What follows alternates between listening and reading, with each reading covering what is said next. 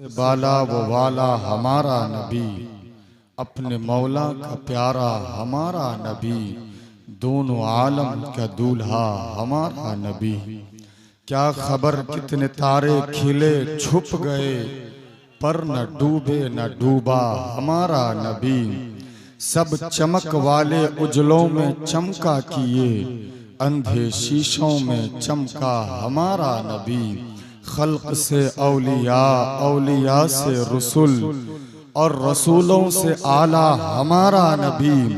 कौन देता है देने को मुँह चाहिए, देने वाला है सच्चा हमारा नबी। गमज़दों को रज़ा मुज़्दा दीजिए कि है बेकसों का सहारा हमारा नबी।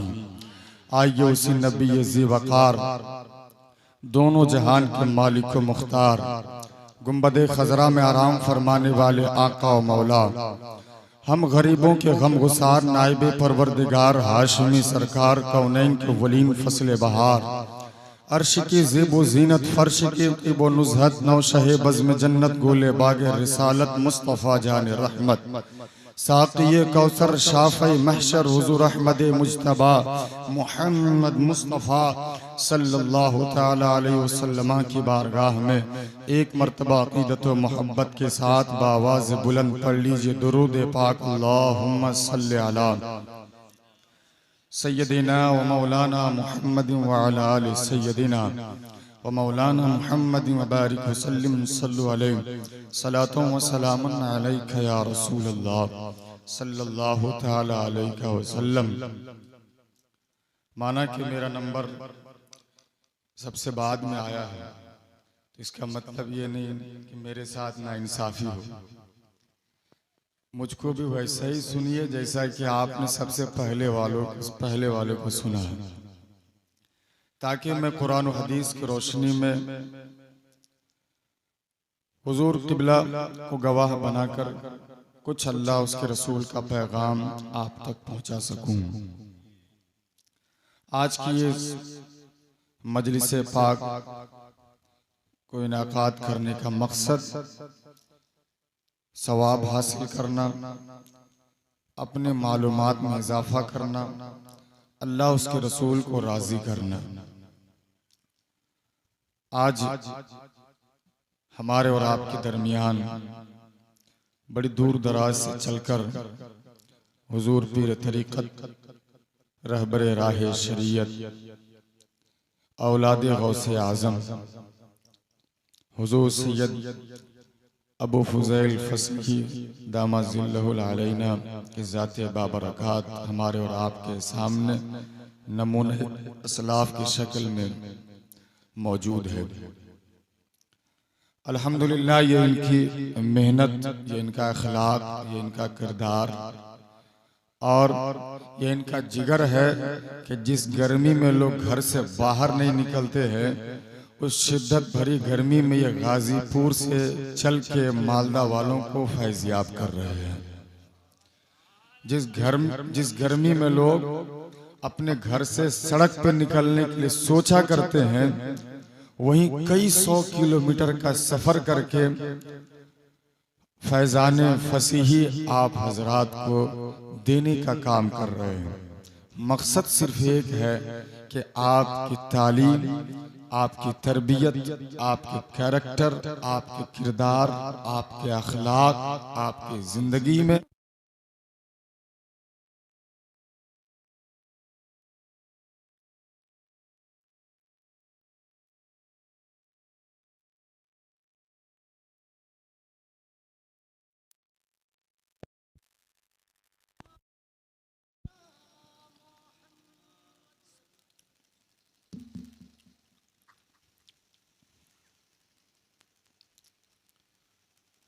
अल्हम्दुलिल्लाह एक अजीमुशान खानका के अजीमुशान शहजादे, जिनके दम कदम से एक नहीं बल्कि कई बस्तियां आबाद हैं। आपके शहर मालदा से लेके हमारे शहर रानीगंज तक, जिनके आबा व अजदाद ने कड़ी मेहनतें करके जो लोग राहे रास्त से भटके हुए थे उनको सही रास्ते पे चलाने का काम किया। उसी की औलाद, उसी की नस्ल का एक चश्मो चिराग आज हमारे और आपके दरमियान हुजूर क़िबला पीर तरीक़त की शक्ल में स्टेज पर रौनक अफरोज है। आज की ये तारीख भी बड़ी अजीम शान है। अगर आपको याद नहीं है तो मैं आप लोगों को बता दूं, इस्लाम की इब्तिदा भी कुर्बानी से है और इस्लाम की इंतहा भी कुर्बानी से है।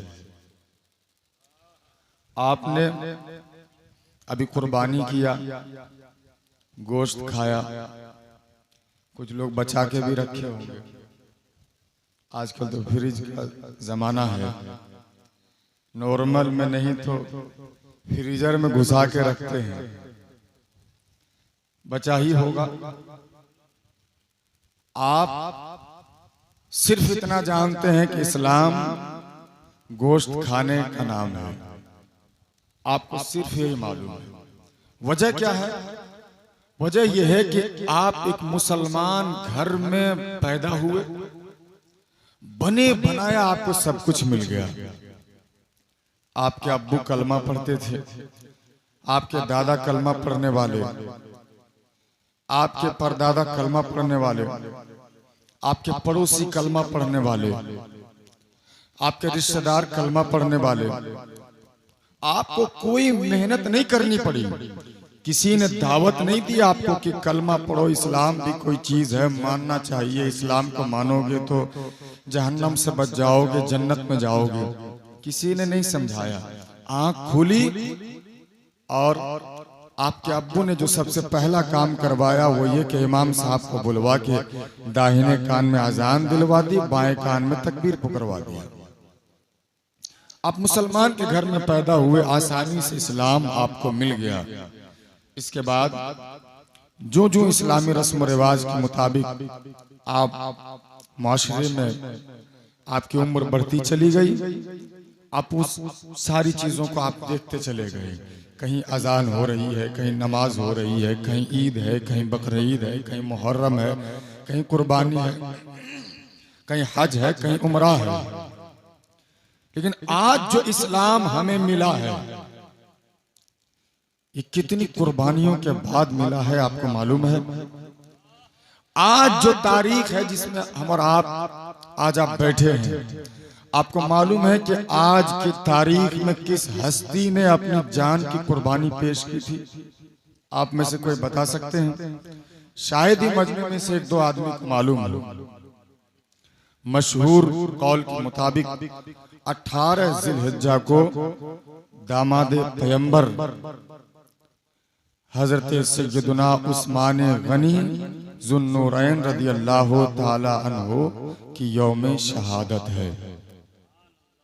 18 जिलहिज्जा को, यानी उर्दू इस्लामी तारीख के एतबार से इस आखिरी महीने की 18 तारीख को जब बलवाइयों ने हजरत सैयदना उस्मान गनी रदियल्लाहु ताला अन्हु के घर को 40 दिन तक घेरे रखा, पानी बंद, खाना बंद, मस्जिद जाने से रोक दिया, मिलने जुलने से रोक दिया, तो 40वें दिन जुमा का दिन था और दोपहर का वक्त था।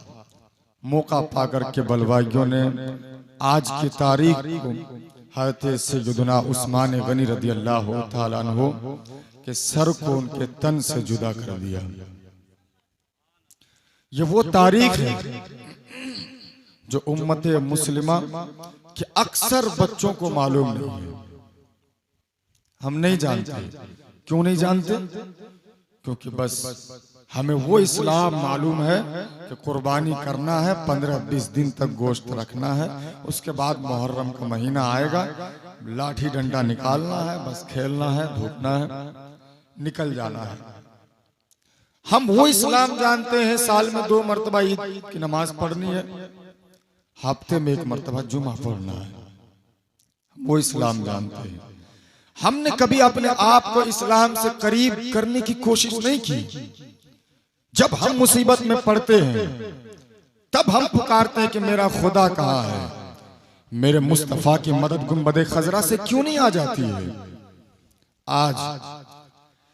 आज आपके पास सब कुछ है, सेहत है, ठीक ठाक है, आप बोल सकते हैं, चल सकते हैं, हाथ है, पैर है, जिस्म सही सलामत है, लेकिन कितना आदमी आज अपने आप पे गौर करता है कि मेरा खुदा कहाँ है। कितना आदमी आज अपने आप में तलाश करता है कि मैं अपने खुदा से कितना करीब हूं, मुस्तफा जाने रहमत से मैं कितना करीब हूं। आज कितना आदमी सवाल करता है, पूछता है अपने आप से। वो एक जमाना था, कुरान पाक की दूसरे पारे की सूरह बकरा की ये आयत करीमा कब नाजिल हुई?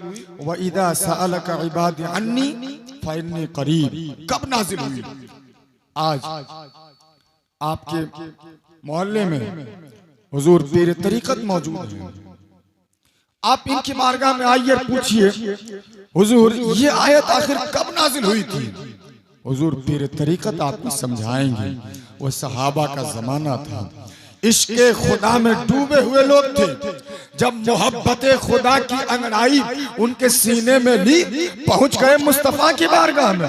या रसूल अल्लाह, जरा ये बताइए कि मेरे दिल में जो खुदा की मोहब्बत है, हम जो पांचों टाइम खुदा की बारगाह में अपने सर को झुकाते हैं सजदे में, या रसूल अल्लाह जरा ये बताइए जिस खुदा के बताए हुए कुरान पे अमल करते हैं, या रसूल अल्लाह जरा ये बताइए जिस खुदा ने आपको आखिरी नबी बना के भेजा, या रसूल अल्लाह जरा ये बताइए कि जिस खुदा ने आपको तमाम जहान का सरदार बना के भेजा, आप पे कुरान नाजिल किया, तो या रसूल अल्लाह जरा ये भी बता दीजिए कि वो खुदा है कहाँ।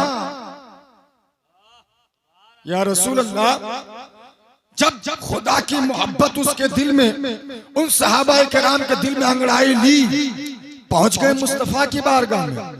या रसूल अल्लाह मेरा वो खुदा कहाँ है जिनकी बारगाह में पांचों वक्त हम सर को झुकाते हैं। ईद में उस खुदा की बारगाह में, बकरीद में उस खुदा की बारगाह में, जानवर की कुर्बानी करें तो उस खुदा के नाम पे, हम हज करें तो उस खुदा के लिए, उम्रा करें उस खुदा के लिए, कुरान पढ़ें उस खुदा के लिए, नमाज पढ़ें उस खुदा के लिए, रोजा रखें उस खुदा के लिए, सारा काम उस खुदा के नाम पे कर रहे हैं। या रसूल अल्लाह जरा बता दीजिए कि वो खुदा है कहाँ। सहाबा ने पूछा, या रसूल अल्लाह बता दीजिए कि वो खुदा कहाँ है। कितना खूबसूरत जवाब आया। अल्लाह रब्बुल करीम ने आयत करीमा दे करके जिब्रील अमीन को भेजा, कहा जिब्रील जा मेरे महबूब की बारगाह में चले जा। मेरे महबूब के सहाबा मेरे महबूब से पूछते हैं खुदा कहाँ है, तो जरा मेरे महबूब को जाके बता दे। व इदा सअलका इबादी, ऐ मेरे महबूब जब मेरे बंदे आपकी बारगाह में आए, व इदा सअलका इबादी, और वो पूछे अन्नी फअन्नी करीब, जब वो पूछे कि मेरा खुदा कहाँ है, तो ऐ मुस्तफा आप कह दीजिएगा, ऐ मुझसे सवाल करने वालों, तुम पूछते हो मेरा खुदा कहाँ है, लो जवाब सुन लो। वो खुदा इरशाद फरमाता है, ए मुस्तफा आप ऐलान फरमा दीजिए फन्नी करीब, कि मैं उसके शहरक से भी करीब हूँ। सुभान अल्लाह, नाराए तकबीर, नाराए तकबीर, मैं उसके शहरक से भी करीब हूँ। कैसे करीब हूँ? अल्लाह अकबर। उस खुदा ने यकीन दिलाया, ऐ मुस्तफा आखिर यकीन कैसे होगा, मेरा खुदा मुझसे करीब है, कुछ तो प्रूफ होना चाहिए ना। दुनिया प्रूफ मांगती है। आज जलसा हो रहा है, आखिर दिल्ली वालों को कैसे मालूम होगा कि आज की तारीख में जलसा हुआ था, तो आप वीडियो दिखाएंगे, आप ऑडियो दिखाएंगे, आप हुजूर पीर तरीकत से बात करवाएंगे, आप नकीब साहब से बात करवा देंगे कि इनसे पूछ लीजिए, आप प्रूफ देंगे। लोग प्रूफ मांगते हैं, आखिर कैसे यकीन होगा मेरा खुदा मुझसे करीब है। तो अल्लाह ने फार्मूला बताया कि देख, व इदा सअलका इबादी अन्नी फअन्नी करीब उजीबु दअवत दाई इदा दआनी फलयस्तजीबू ली।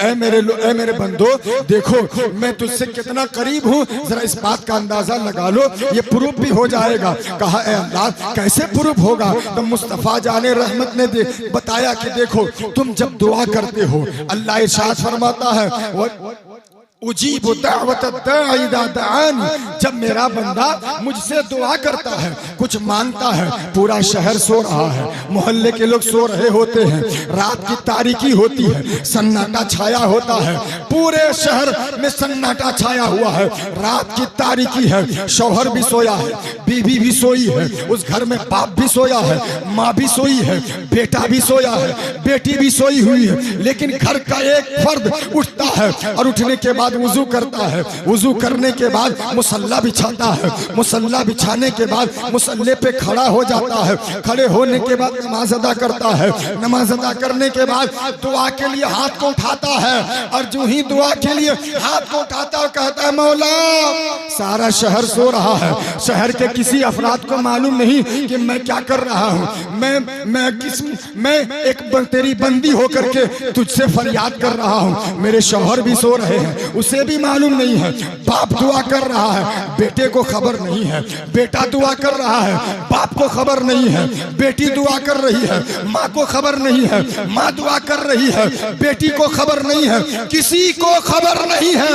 एक दुआ करने वाला दुआ कर रहा है, सुनने वाला खुदा की जात है। जब वो बंदा खुदा की बारगाह में रात के सन्नाटे में दुआ करता है तो अल्लाह इरशाद फरमाता है कि जब सारे शहर वाले, सारे घर वाले सो रहे होते हैं, कोई नहीं सुनता है, ऐसे वक्त में तेरा परवरदिगार सुनता है और तेरी दुआ भी कबूल करता है, तेरी परेशानी को भी दूर फरमाता है। ताकि मेरे बंदे तू जान ले, सारे लोग जहां तुझसे दूर होते हैं वहीं तेरा खुदा तुझसे करीब होता हुआ नजर आता है। जहां सब लोग दूर रहते हैं, दूर नजर आते हैं, पलंग पे सोया है लेकिन तेरी दुआ वो नहीं सुन रहा है, चारपाई पे सोया है, तेरी तू क्या मांग रहा है वो नहीं सुन रहा है, लेकिन एक साथ सोने वाला उसको मालूम नहीं कि तू क्या मांग रहा है, लेकिन तेरे दिल से जो सदा निकलती है, जहां कोई नहीं सुनता है, उसी का तो परवरदिगार सुना करता है।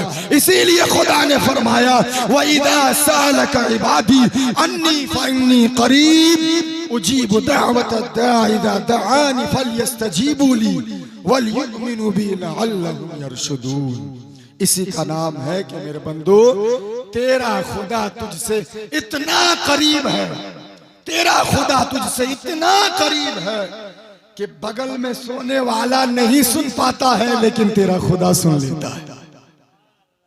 इतना करीब है तेरा खुदा। अब आप इस्लाम लाए, एक मुसलमान के घर में पैदा हुए, जानिए हजरत सैयदना उस्मान गनी कौन है। हजरत सैयदना उस्मान गनी उस जात का नाम है जो आदम अलैहिस्सलाम से लेके मेरे नबी तक सिर्फ हजरत उस्मान गनी को ये फजीलत हासिल है कि किसी नबी की दो बेटी एक इंसान के निकाह में है। किसी नबी की, आदम अलैहिस्सलाम से लेके मेरे नबी तक कमोबेश 1,24,000 अंबियाए कराम आए, लेकिन किसी को ये फजीलत न मिल सकी कि एक नबी की दो बेटी एक पैगंबर के दामाद के निकाह में हो। ये फजीलत अगर किसी को हासिल है तो हज़रत सैयदना उस्मान गनी को हासिल है कि हज़रत उस्मान गनी का निकाह पहले अल्लाह के रसूल ने अपनी बेटी हज़रत रुकैया का निकाह हज़रत उस्मान गनी से किया, और जब वो इंतकाल कर गई तो अल्लाह के रसूल ने फिर अपनी दूसरी बेटी हज़रत उम्मे कुलसुम का निकाह हज़रत उस्मान गनी से किया और कहा, ए उस्मान, अगर मुझको अल्लाह 40 बेटियां भी अता करता तो मैं एक एक करके मैं तेरी निकाह में दे देता। अगर अल्लाह मुझे 40 बेटी अता करता, मेरी 40 बेटियां भी अगर होती तो मैं एक एक करके उस्मान आपके निकाह में देता। ऐसी अजीमुशान शख्सियत का नाम हजरत उस्मान गनी है। और मालूम है, आप मुसलमान के घर में पैदा हुए, आपको किसी ने इस्लाम की दावत नहीं दी। हजरत उस्मान गनी को इस्लाम लाने की दावत किसने दी थी?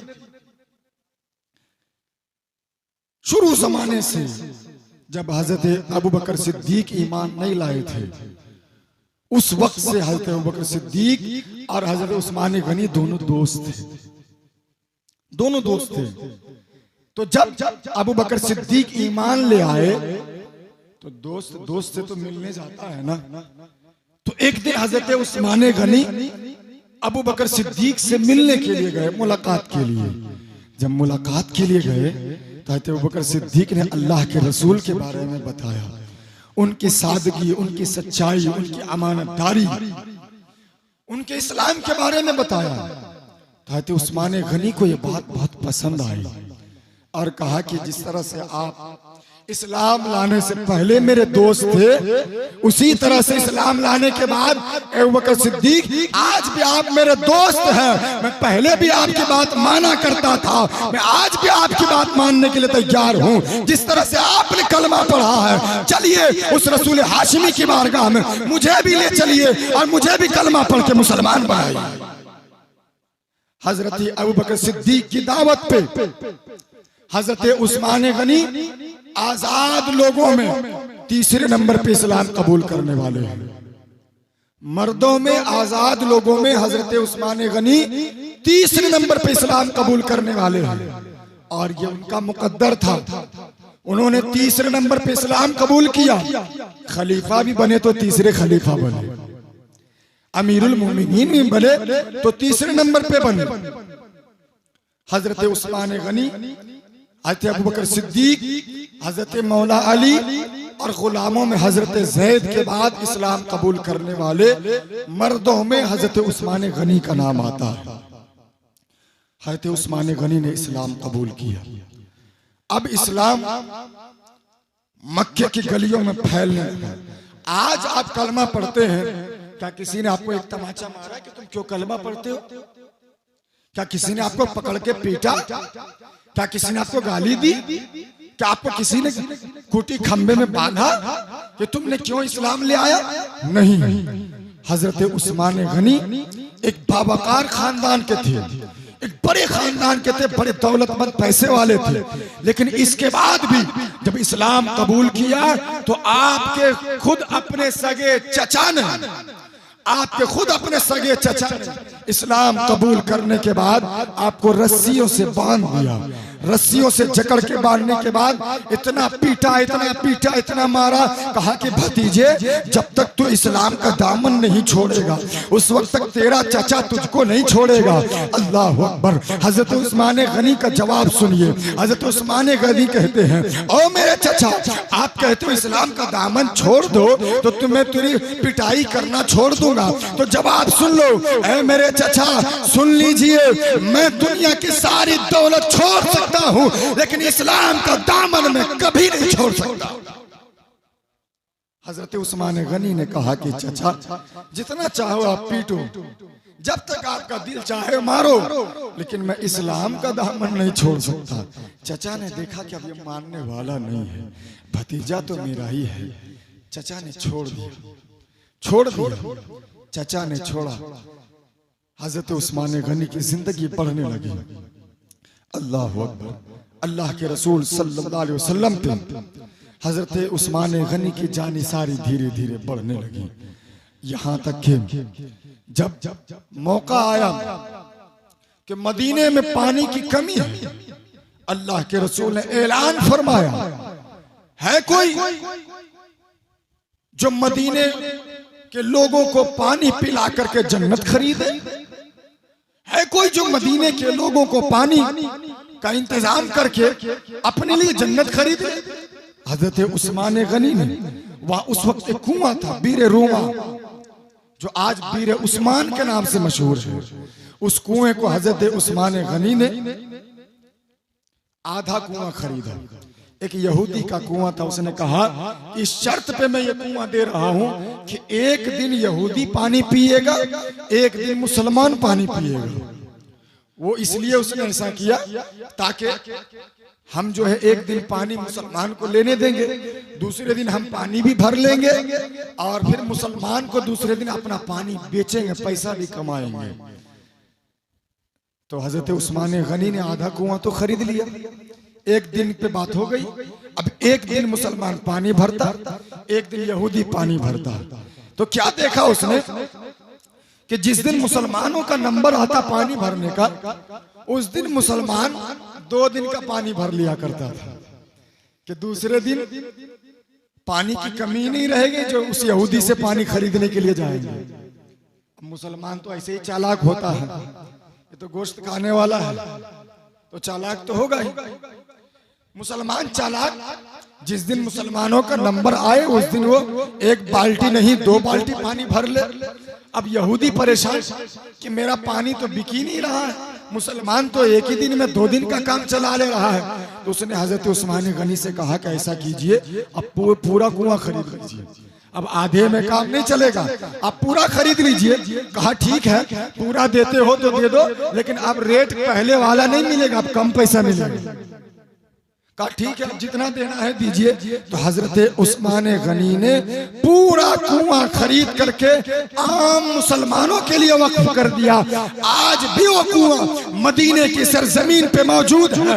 उस कुआं के खरीदने के बदले में अल्लाह के रसूल ने फरमाया था कि उस्मान गनी ने दुनिया में इस कुएं को खरीद के मुसलमानों के लिए वक्फ किया है। अल्लाह ने उस्मान के लिए जन्नत में पानी का इंतजाम कर दिया।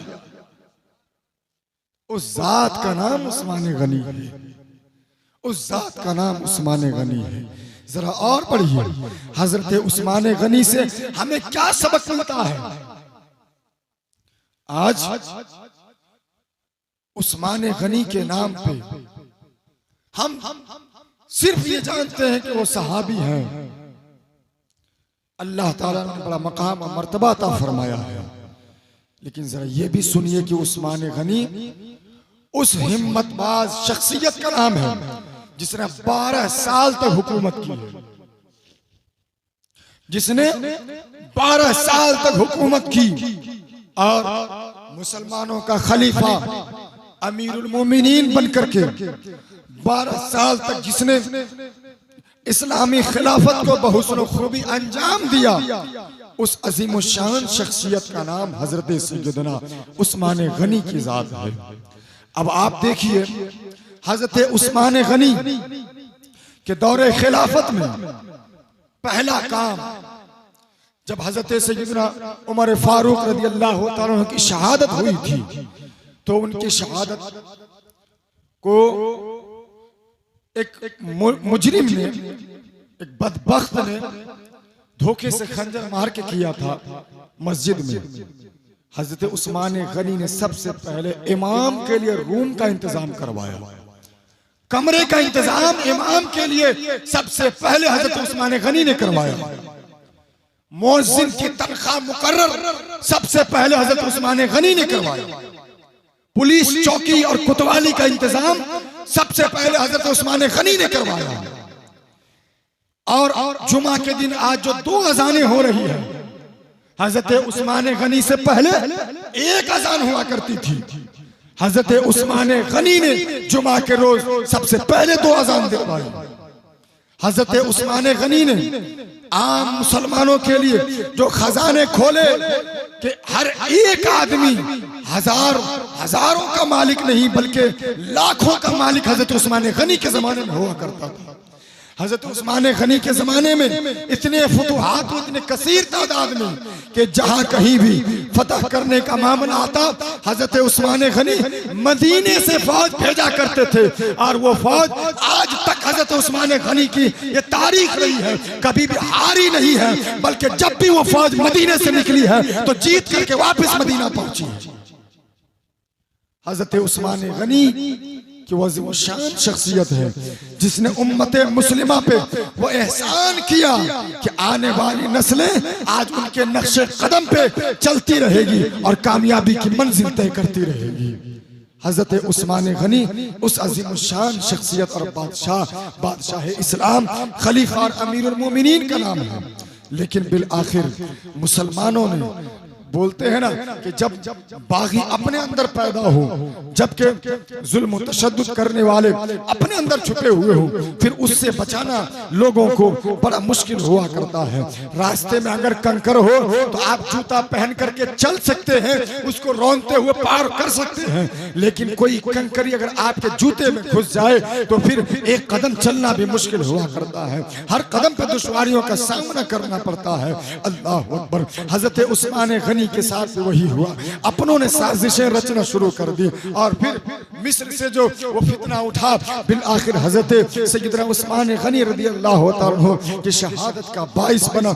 और वो अजीम शान बादशाह जिसने 12 साल तक हुकूमत की हो, अल्लाह अकबर, जब वो जुमा का दिन आया, जालिमों ने उनके घर को 40 रोज तक घेरे रखा, पानी भी बंद, खाना भी बंद, मिलने जुलने वालों से उसको रोक दिया गया। अल्लाह अकबर। ये सिचुएशन, ये हालत देख करके हजरत मौला अली ने अपने दोनों बेटे हजरत सैयदना इमाम हसन, हजरत सैयदना इमाम हुसैन को हजरत उस्मान गनी के दरवाजे पे पहरेदार की शक्ल में तैनात कर दिया, खड़ा कर दिया, ताकि कोई भी जालिम उस्मान गनी का इस दरवाजे से घुस करके नुकसान न कर सके। अल्लाह अकबर। लेकिन बलवाइयों ने हजरत उस्मान गनी के साथ वो जुल्म तशद्दुद का मामला किया कि बड़ी मजलूमियत के साथ आपको शहीद किया गया। बिल आखिर जुमा का दिन था, हजरत उस्मान गनी की आंख लग जाती है। क्या देखते हैं? अल्लाह के रसूल मौजूद है। ख्वाब में देखते हैं रसूलुल्लाह मौजूद है, एक तरफ फारूक आजम है, एक तरफ अबू बकर सिद्दीक है। अल्लाह अकबर। प्यास की शिद्दत है, शिकायत की या रसूल अल्लाह, प्यास लगी हुई है, भूख से हालत खराब है। अल्लाह अकबर। अल्लाह के रसूल फरमाते हैं, ऐ बेटे ऐ उस्मान, आओ, मैं तुम्हारा इंतजार कर रहा हूँ। अब तुम्हें दुनिया का पानी नहीं, बल्कि मैं तुझे अपने हाथ से पानी पिलाने वाला हूँ। अल्लाह अकबर। ऐ उस्मान, अब तुम सहरी मदीने की सरजमीन पे करोगे, इफ्तार मेरे दस्तरखान पे करोगे। अल्लाह अकबर। ये बशारत सुनना था। हजरत उस्मान गनी की आंखें खुल जाती है और आंख जब खुली तो अपनी बीवी हजरत नाइला से मशवरा किया, ऐ मेरी शरीक हयात, लगता है कि मेरी शहादत का दिन आ गया है। मैंने ख्वाब में रसूलुल्लाह को देखा, उमर फारूक को देखा, अबू बकर सिद्दीक को देखा, वो हमारा इंतजार कर रहे हैं। लगता है कि ये जालिम मुझको शहीद कर देंगे। ऐ मेरी बीवी, तुम सब्र इस्तिकामत के साथ जिंदगी गुजारना। अल्लाह अकबर। हजरत उस्मान गनी अपनी बीवी को नसीहत करने के बाद कुरान पाक खोल करके बैठ जाते हैं, कुरान की तिलावत करने लग जाते हैं। बड़ी इत्मीनान और सुकून के साथ रोजे की हालत में हजरत उस्मान गनी कुरान खोले हुए हैं, कुरान पढ़ रहे हैं। उस्मान गनी को भी मालूम है अब शहादत का वक्त आ गया है। उस्मान गनी को भी मालूम है ये जालिम मुझको शहीद करके छोड़ेंगे। अल्लाह अकबर। लेकिन एक शहीद के शहसवार को, एक शहीदों के बादशाह को जब ये मालूम था कि लोग शहादत के भूखे हैं, ऐसे वक्त में आपकी शहादत से पहले हजरत मुगीरा बिन शोबा आपके पास आए थे और उन्होंने आपको मशवरा दिया था। कहा, ऐ उस्मान गनी, आप मेरी 3 बात में से एक बात कबूल कर लीजिए। कहा, क्या है वो 3 बात? कहा, 3 बात में से एक बात ये है कि आप मुसलमानों के बादशाह हैं, आपके पास ताकत भी है, आपके पास दौलत भी है, आपके पास फौज भी है, पूरा मदीना आपके साथ है, मक्का वाले आपके साथ हैं। आप बाहर निकलिए और खुल करके जालिमों का मुकाबला कीजिए, पूरा मदीना आपका साथ देने के लिए तैयार है। एक बात तो ये हो गई। कहा, दूसरी बात क्या है? कहा, दूसरी बात ये है कि या तो आप पिछले दरवाजे से निकलिए और निकल करके चुपचाप मक्का चले जाइए, वहां के लोग आपका साथ देंगे, ये जालिम हरम मक्का में आपका कुछ नहीं बिगाड़ेंगे। कहा, तीसरी बात क्या है? कहा, तीसरी बात ये है कि मुल्क शाम में हजरत अमीर मुआविया रहते हैं, वो आपके रिश्तेदार हैं, या तो आप वहां चले जाइए, वहां पहुंचने के बाद आपको कोई नुकसान नहीं पहुंचाएगा। अल्लाह अकबर। हजरत उस्मान गनी का जवाब सुनिए। कहा, ऐ मुगीरा बिन शोबा, तुम मुझे वो मदीना छोड़ने के बारे में, लड़ने के बारे में कहते हो जो मदीना, जिस मदीने को मुस्तफा जाने रहमत ने हरम बनाया है, जिस मदीने में खून रेजी हो, जहां मुस्तफा राम फरमा रहे हैं वहां मैं खून रेजी करवाऊं, वहां मैं लड़ाई झगड़े करवाऊं। ऐ मुगीरा बिन शोबा, मुझसे मुझसे ये बर्दाश्त नहीं हो सकता, मैं ये गवारा नहीं कर सकता, मैं खलीफा होते हुए भी मदीने की गलियों में खून बहा हूँ। दूसरी बात और तीसरी बात ये है, तुम कहते हो मदीने की गलियां छोड़ करके मैं मक्का या शाम चला जाऊं, तो सुनो, जिस हिजरत करने के बाद मैं मक्का छोड़ करके मदीना आया और जहां मुस्तफा आराम फरमा रहे हैं, मैं दयारे मुस्तफा को छोड़ करके हरगिज मैं यहाँ से बाहर नहीं जा सकता। ए मुगीरा बिन शोबा, मैं मरना पसंद कर सकता हूँ लेकिन मुस्तफा का मदीना छोड़ना पसंद नहीं कर सकता। मैं मरना तो पसंद कर सकता हूँ लेकिन मुस्तफा का मदीना में नहीं छोड़ सकता। अल्लाह अकबर। फिर वो मौका आया, हजरत उस्मान गनी का अब आखिरी दिन है, आखिरी वक्त गुजर रहे हैं। अल्लाह अकबर। कुरान खोल के उस्मान गनी कुरान की तिलावत कर रहे हैं। एक जालिम जो हजरत अबू बकर सिद्दीक का बेटा था, वो एक अंसारी के घर के ऊपर से छत से तड़प करके हजरत उस्मान गनी के घर पे घुस जाते हैं। घुसने के बाद आपने जो है अपने साथ दो लोगों को और घर में घुसाया था और कहा कि जब मैं अंदर जाऊं और मैं तुम्हें जब इशारा करूं तब तुम जो है मेरे पीछे आना और उस्मान गनी का काम तमाम कर देना। जैसे ही मोहम्मद बिन अबू बकर जैसे ही आपके घर के अंदर दाखिल होता है, उस्मान गनी का उस हजरत उस्मान गनी की दाढ़ी को पकड़ लेता है। 82 साल की उम्र थी हजरत उस्मान गनी की। 82 ईयर्स की उम्र में हजरत उस्मान गनी की दाढ़ी पकड़ कर मोहम्मद बिन अबू बकर ने जो हिलाया तो 82 साल की उम्र में हजरत उस्मान गनी ने कहा, ए मेरे भतीजे, अगर तेरा बाप इस वक्त अबू बकर सिद्दीक मौजूद होता और वो देखता तो उसको भी ये बात पसंद नहीं आती कि तू उस्मान गनी की दाढ़ी को पकड़ करके हिलाए। अल्लाह अकबर। हजरत उस्मान गनी का ये जुमला सुनना था कि मोहम्मद बिन अबू बकर शर्मसार हो गया, शर्म से पानी पानी हो गया। उसने हजरत उस्मान गनी की दाढ़ी को छोड़ा और फिर वो पलट कर बाहर आया। लेकिन जैसे वो बाहर आए, दो और जो साथी उनके साथ अंदर गए थे, उन दोनों ने एक भारी भरकम हथियार से हजरत उस्मान गनी के पेशानी पे हमला कर दिया।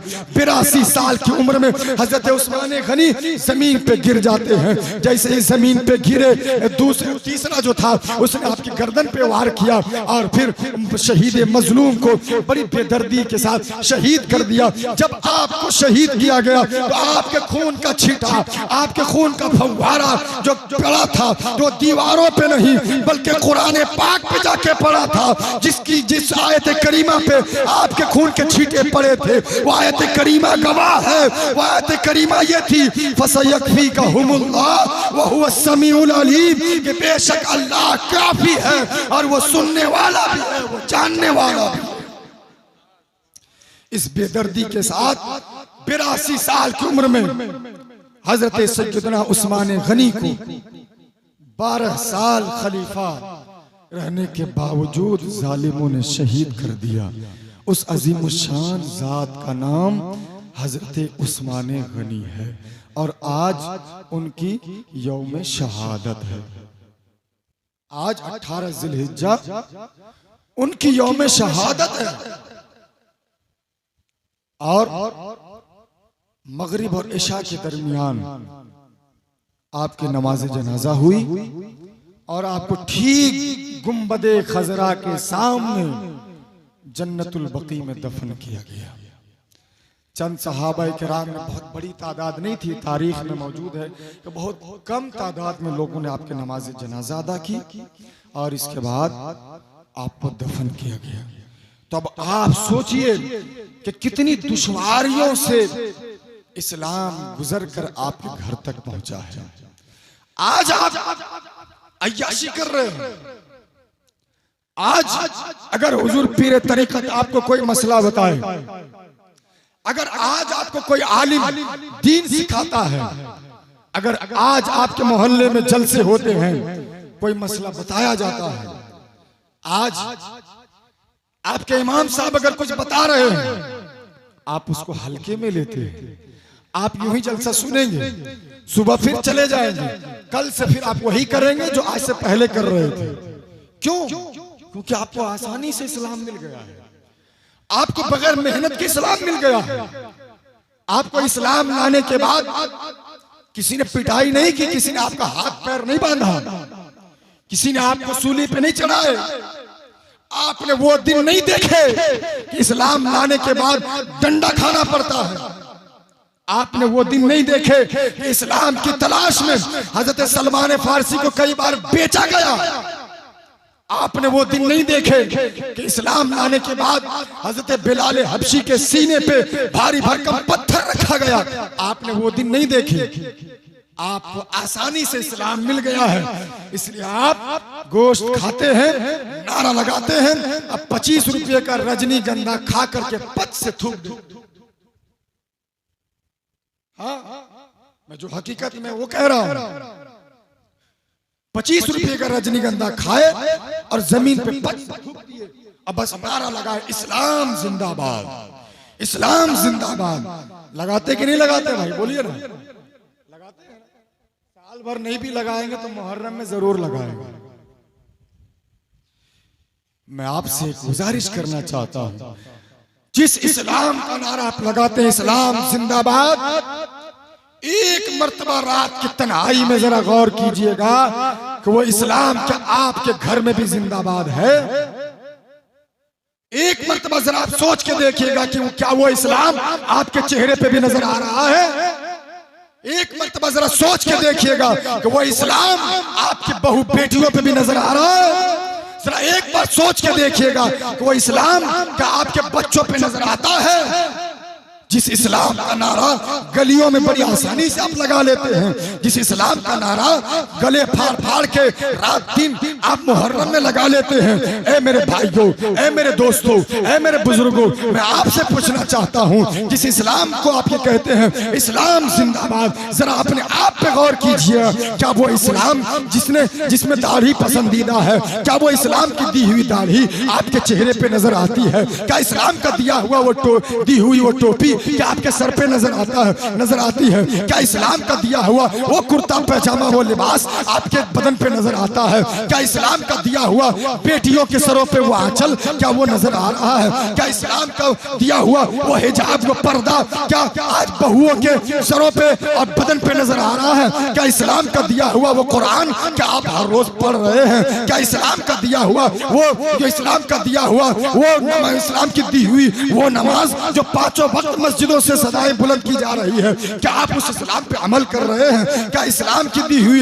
वो इस्लाम की दी हुई वो कुर्बानी क्या आप में नजर आ रही है? क्या इस्लाम का दिया हुआ वो अखलाक वो किरदार वो कैरेक्टर का पैगाम क्या आप पे नजर आ रहा है? क्या इस्लाम ने कहा है झूठ बोलना हराम है, क्या आप झूठ से बच रहे हैं? क्या इस्लाम ने कहा है सूद खाना हराम है, क्या आप सूद खाना छोड़ चुके हैं? इस्लाम ने कहा है दूसरों के बहू बेटियों की तरफ निगाह उठा करके देखना हराम है, क्या आप दूसरों के बहू बेटियों की तरफ नहीं नजर करते?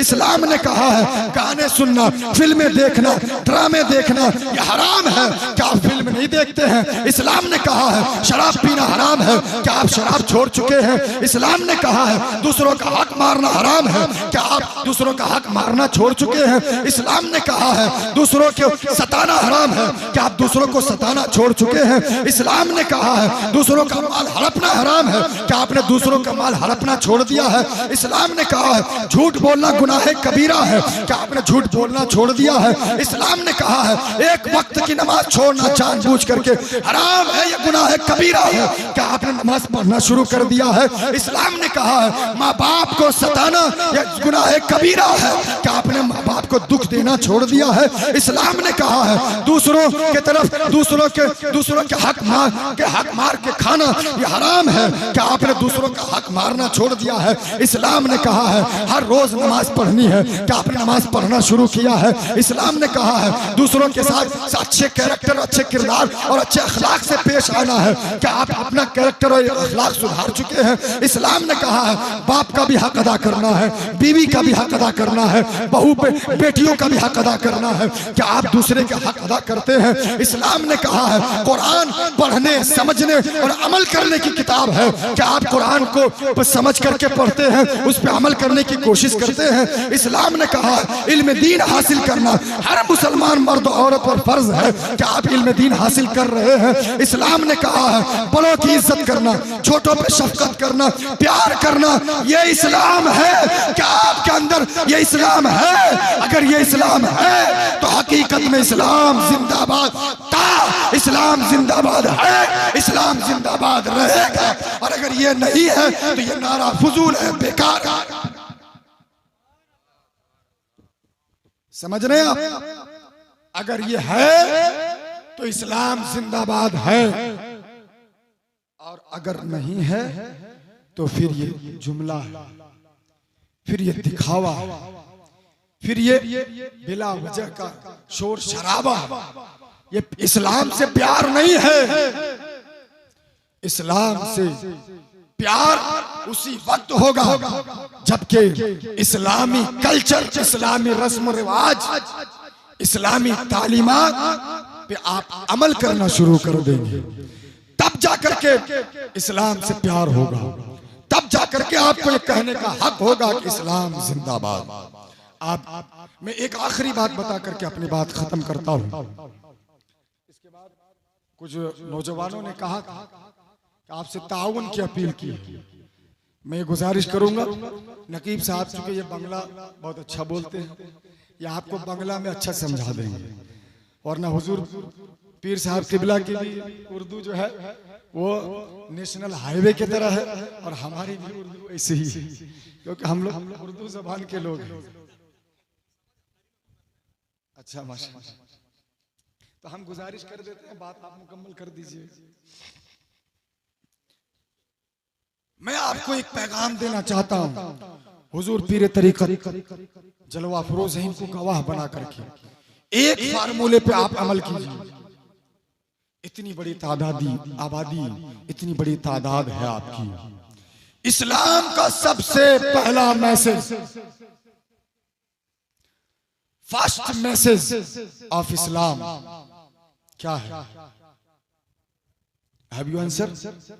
बता सकते हैं इस्लाम का सबसे पहला पैगाम क्या है? और आसान कर देते हैं सवाल को। कुरान की सबसे पहली आयत जो नाजिल हुई वो क्या है? क्या पैगाम है उसमें? क्या है?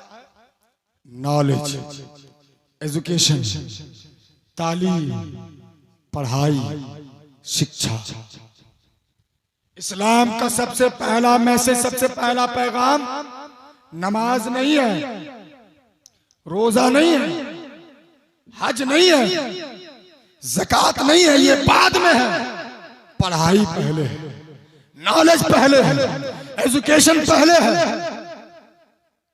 इतनी बड़ी तादाद में आज मुसलमान मालदा में, फरक्का में, कलियाचक में, मुर्शिदाबाद में और इस आसपास की आबादी में भरे हुए हैं मुसलमान। क्या आपने इस्लाम के इस पहले पैगाम, पहले मैसेज पे आपने अमल किया? आपने इस्लाम के पहले पैगाम को क्या आपने फॉलो किया? सारी बातों को छोड़ करके मेरे भाई आप एक पैगाम लेके जाइए और इस पे आज से विचार करना शुरू कीजिए। अगर आपने अमल नहीं किया है तो आज दुनिया में जो हालत है वो ये कि आप शिक्षा के मामले में एक तो ऐसे ही आप पीछे हैं ही, लेकिन जो लोग अपनी बेटियों को, अपने बेटों को स्कूल, कॉलेज, यूनिवर्सिटी में पढ़ा रहे हैं, उन यूनिवर्सिटियों में, उन कॉलेजों में, उन स्कूलों में आपकी बेटी का ईमान महफूज नहीं है। जो पढ़ा रहे हो तो पढ़ा ही रहे हैं, जो नहीं पढ़ा रहे हो पढ़ाइए, लेकिन जो पढ़ा रहे, अभी जो हालात हैं, अभी जो सिचुएशन है, आपकी बेटी की ना इज्जत महफूज है यूनिवर्सिटियों में, ना कॉलेजों में, ना आपकी बेटी और आपके बेटों का ईमान महफूज है। वजह क्या है? वजह यह है कि आज दुनिया साजिशों के जरिए से, अलग अलग तरीके से, बनावटी साजिशों के जरिए से कहीं आपके बेटे को गुमराह कर रहा है, कहीं आपकी बेटियों को गुमराह कर रहा है, कहीं दोस्ती के नाम पे, कहीं बर्थडे पार्टी के नाम पे, कहीं जो है घूमने फिरने के नाम पे, कहीं मालो दौलत के नाम पे, कहीं जो गाड़ियों के नाम पे, कहीं पैसे के लालच दे करके आपकी बेटी को गैरों के जाल में फंसाने की साजिशें हो रही है। आपकी बेटी की इज्जत उन कॉलेजों में, उन स्कूलों में, उन यूनिवर्सिटियों में मैं 100 बार कहता हूं कि महफूज नहीं है। इसको बचाना होगा। इसके लिए हम और आपको तैयार होना पड़ेगा। इसके लिए हमें और आपको सोचना पड़ेगा। कहीं कुफरिया और शिरकिया काम किए जा रहे हैं। पिंडालों में पूजा के नाम पे आपके बेटों से मूर्तियों के सामने हाथ जोड़ के खड़े किए जा रहे हैं। उनसे कुफरिया कलेमात कहवाए बुलवाए जाते कि बोलो ये कलेमा। अब वो 500 की तादाद में है, आपका बच्चा 5 की तादाद में है। जैसा अपने दोस्तों को देखता है वो भी खड़े हो जाता है उस मिट्टी के बनाए मूर्त के सामने हाथ जोड़ के। वो भी वही कहता है जो कि सरासर कुफ्र है, शिर्क है। वो भी वही बोलता है। अब आपकी बेटी गई यूनिवर्सिटी कॉलेज। इस वक्त जो सिचुएशन है वो साल भर अगर आप पढ़ा भी लिए, एन एग्जाम के टाइम में अगर आपकी बेटी हिजाब पहन करके जाएगी तो स्कूल के बाहर, कॉलेज के बाहर आपकी बेटी से कहा जाएगा कि हिजाब उतारो, तब एग्जाम देने के लिए ऑर्डर किया जाएगा। ये हो रहा है। आप कब बेदार होंगे? आप कब इस मामले पे चिंतित होंगे? आप कब सोचेंगे इसके बारे में? नॉलेज कोई भी हो, चाहे वो साइंस नॉलेज हो, चाहे वो डॉक्टर का नॉलेज हो, चाहे वो इंजीनियरिंग हो, चाहे वो साइंस हो, चाहे वो प्रोफेसर हो, चाहे वो किसी दूसरे डिपार्टमेंट में हो, चाहे जिस डिपार्टमेंट में हो, हर डिपार्टमेंट का ताल्लुक इस्लाम से है। नॉलेज को मत बांटिए। आप कहते हैं नॉलेज ये कॉलेज की तालीम है, ये स्कूल की तालीम, ये अलग है। ये सारी तालीमात इस्लामी तालीमात से बनी है। दुनिया में सबसे पहले लिखने पढ़ने का काम हजरत शीश अलैहिस्सलाम से, हजरत इदरीस अलैहिस्सलाम से ये शुरू हुआ। आप कहते हैं कागज का काम और दर्जी का काम हजरत इदरीस अलैहिस्सलाम से शुरू हुआ। सिलाई का काम हजरत इदरीस अलैहिस्सलाम से शुरू हुआ। खेती बाड़ी का काम हजरत आदम अलैहिस्सलाम से शुरू हुआ। गोया एग्रीकल्चर का सबसे पहला मास्टरमाइंड अगर किसी को कहा जाए तो ये क्रेडिट हजरत आदम अलैहिस्सलाम को जाता है। आप कहते हैं जीरा बनाने, और आज जो बुलेट प्रूफ जैकेट बनाया जाता है जिसको पहन करके बड़ी बड़ी जंगें लड़ी जाती है, सबसे पहले दुनिया में बुलेट प्रूफ जैकेट बनाने वाले शख्सियत का नाम हजरत दाऊद अलैहिस्सलाम है। आप तारीख पढ़िए, हजरत दाऊद अलैहिस्सलाम ने सबसे पहले जंगी लिबास बनाया और उस लिबास को फरोख्त करके हजरत दाऊद अलैहिस्सलाम अपना खर्चा चलाया करते थे। गोया कि पता चला कि जहां आज साइंस पहुंची है, बुलेट प्रूफ जैकेट बना करके बड़ी बड़ी जंगें लड़ रही है, तो दुनिया में सबसे पहला क्रेडिट और मास्टरमाइंड अगर किसी को बोला जाए तो बुलेट प्रूफ जैकेट बनाने वाले क्रेडिट है दाऊद अलैहिस्सलाम को जाता है। आप कहते हैं हवाई जहाज बनाने का काम कोई और नहीं बल्कि सबसे पहले इस पूरी दुनिया पे हुकूमत करने वाले हजरत सुलेमान अलैहिस्सलाम ने किया था। इसलिए यह क्रेडिट अगर किसी को जाता है कि पानी का जहाज कैसे बनाया जाए तो हजरत नूह अलैहिस्सलाम को क्रेडिट जाता है। उड़ने वाला जहाज कैसे बनाया जाए यह क्रेडिट सबसे पहले हजरत सुलेमान अलैहिस्सलाम को जाता है। आप कहते हैं बिजनेस और तिजारत के बारे में जो आज आप कोर्स कर रहे हैं, MBA कोर्स कर रहे हैं, डिग्री मास्टर ऑफ डिग्री का कोर्स कर रहे हैं, तो सबसे पहले इस दुनिया में सबसे बेहतरीन ताजिर, सबसे बेहतरीन बिजनेसमैन, सबसे बेहतरीन बिजनेस का फार्मूला बताने वाला वो कोई और नहीं बल्कि आमिना का लाल हमारा और आपका नबी मोहम्मदुर रसूलुल्लाह। इसलिए कोई भी तालीम इस्लामी तालीमात से हट के नहीं है। इसलिए जहां अपने बच्चों को हाफिज़े कुरान बनाइए, आलिम दीन बनाइए, वहीं अपने बच्चों को डॉक्टर भी बनाइए, ताकि आपकी बेटी अगर बीमार हो, आपकी बेटी अगर हमल से हो, आपकी बहू अगर प्रेग्नेंट हो, तो इसको इलाज कराने के लिए किसी नॉन मुस्लिम मर्द डॉक्टर के पास न जाना पड़े बल्कि इसी कौम की पढ़ी लिखी हुई लेडीज डॉक्टर के पास जाए और वहां जाकर के आपके बहू का इलाज मुकम्मल पर्दे में होया। इसलिए कौम को जरूरत है ये बनाइए, लेकिन करेगा कौन? कब बेदार होंगे आप? आपके पास करोड़ों की प्रॉपर्टी है, आपके पास करोड़ों रुपये है, बैंक बैलेंस है, कहां खर्च करेंगे, कहां लेके जाएंगे उसे? अल्लाह के रसूल सल्लल्लाहु अलैहि वसल्लम ने सहाबाए कराम से इरशाद फरमाया कि तुम्हें अपना माल ज्यादा पसंद है या दूसरे का माल ज्यादा पसंद है? हुजूर ने क्या फरमाया? अपना माल ज्यादा पसंद है या दूसरे का माल? कहा या रसूल अल्लाह, ये भी कहीं हो सकता है कि दूसरे का माल लोग ज्यादा पसंद करेंगे, अपना ही माल ज्यादा पसंदीदा होता है। अपना माल हर कोई को प्यारा है। हुजूर ने फरमाया तो जानते हो तुम्हारा अपना माल क्या है? कहा आप ही बता दे या रसूल अल्लाह। हुजूर फरमाते हैं कि तुमने जो खा लिया, तुमने जो पहन लिया, तुमने अपने आप पे जो खर्च कर दिया, वो तुम्हारा अपना माल है। और तुमने जो जमा करके रखा है वो तुम्हारा माल नहीं बल्कि तुम्हारे वारिसीन का माल है। तुम्हारे मरने के बाद वो तुम्हारे वारिसों में तकसीम हो जाएगा। वो तुम्हारा माल नहीं है, तुम्हारा माल वही है जो तुम खा लिए, पहन लिए, अपने आप पे खर्च कर दिए। इसलिए लोगों, तुम्हारे पास जायदाद है, तुम एक उम्मत हो, एक कलमा पढ़ते हो, एक कुरान पढ़ते हो, एक खुदा को मानने वाले हो, तो सब एक हो करके एक ऐसा कॉलेज, एक ऐसी यूनिवर्सिटी, एक ऐसा मदरसा, एक ऐसा एजुकेशन सिस्टम, एक ऐसा रिसर्च सेंटर बनाओ जहाँ के तुम्हारे बच्चे आलिम दीन भी बने, जहाँ तुम्हारी बच्चियां आलिमा भी बने, जहाँ तुम्हारी बच्चियां मुकम्मल पर्दे में रह करके आलिमा भी बने, डॉक्टर भी बने, इंजीनियर भी बने, प्रोफेसर भी बने। इस वक्त की जरूरत है। आँख खोल के जीने का वक्त है। कब न जाने किधर से क्या हो जाएगा। हवाएं अपने रुख पे तेजी के साथ बह रही है, इसलिए कान खोल के, आंख खोल के इस समाज में जिंदा रहिए।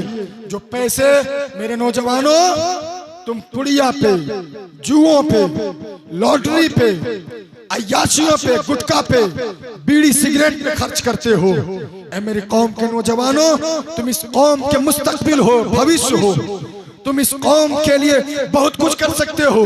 तुम्हारी जिंदगी अल्लाह ने सिर्फ इसलिए नहीं दी है कि तुम पुड़िया खा के, फटा हुआ जींस पहन करके, हाफ शर्ट पहन करके यूं ही आवारा की तरह घूमता रहो। अल्लाह ने तुम्हें जिंदगी इसलिए दी है, जवानी इसलिए दी है। अल्लाह ने बचपने में तुम्हारी जिंदगी नहीं छीन ली कि हॉस्पिटल में तुम्हारा इंतकाल हो जाता, 5 साल की उम्र में तुम्हारा इंतकाल हो जाता, 1 साल की उम्र में इंतकाल हो जाता। नहीं, अल्लाह ने तुम्हें जवानी दी है, तो इस जवानी का इस्तेमाल पुड़िया खा के चौराहों पे मत करो। इस जवानी का इस्तेमाल मुस्तकबिल को संवारने में करो। अपने आप को एक लीडर बनाओ, अपने आप को एक मजबूत इंसान बनाओ, अपने आप को एक बावकार इंसान बनाओ, अपने आप को एक इज्जतदार बनाओ, अपने आप को अल्लाह उसके रसूल से ज्यादा करीब करो। और मरना तो सबको है ही, मरने से पहले एक इस दुनिया में छाप छोड़ जाओ, एक यूनिटी बनाओ और उस यूनिटी के साथ दुनिया में अपने समाज के लिए कुछ कर जाओ, ताकि तुम रहो न रहो, तुम्हारा काम बोलता रहे। तेरे जाने के बाद भी तेरा काम बोलता रहे कि समाज के लोगों ने आज कौम को ये दिया, आज कौम को ये यूनिवर्सिटी दी, मदरसा दिया, एक आला तालीम का सिस्टम दिया है। वो काम कोई दिल्ली, चीन, जापान, अमेरिका वाला आके नहीं करेगा। मेरे कौम के नौजवानों और बुजुर्गों, ये काम तुमको करना होगा। तो एक मैसेज आज मैं दे रहा हूँ इस्लाम का, आप कल इस पे विचार कीजिएगा।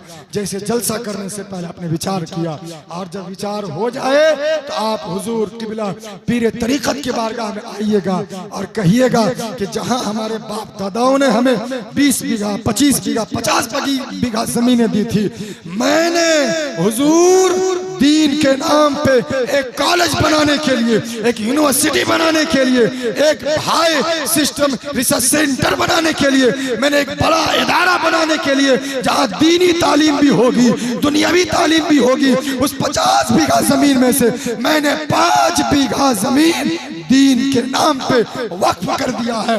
आइए हुजूर और अपने हाथ से बुनियाद रखिए, ताकि ये कौम के बच्चे, ये कौम की बच्चियां अब गैरों के कॉलेजों में जाकर के एग्जाम से पहले हिजाब ना उतारे, बल्कि हिजाब के साथ वो पढ़ाई भी करे, एग्जाम भी दे, वो आलिमा भी बने, वो डॉक्टर भी बना।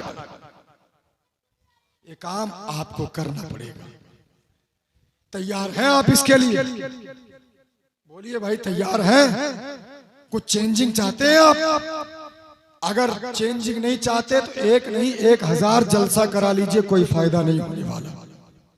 अगर बदलाव नहीं चाहते आप, कोई फायदा नहीं। कितनी गर्मी है, माए बहनें बैठी है, पंखा चला रही है, आप गर्मी में बैठे हुए हैं। क्यों बैठे हैं भाई?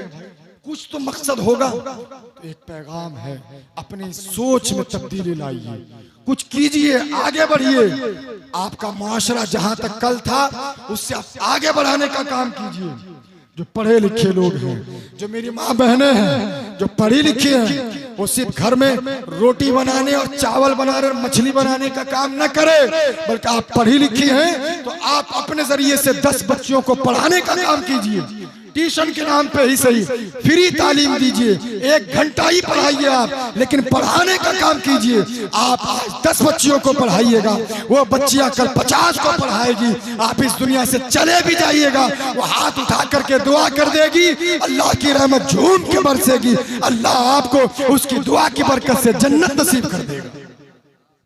इसलिए अगर आप पढ़ी हैं तो जहां रोटी चावल मछली मुर्गा बनाने का काम करती है, वहीं वक्त निकाल के आप कौम के छोटे छोटे बच्चियों को पढ़ाने का भी काम कीजिए।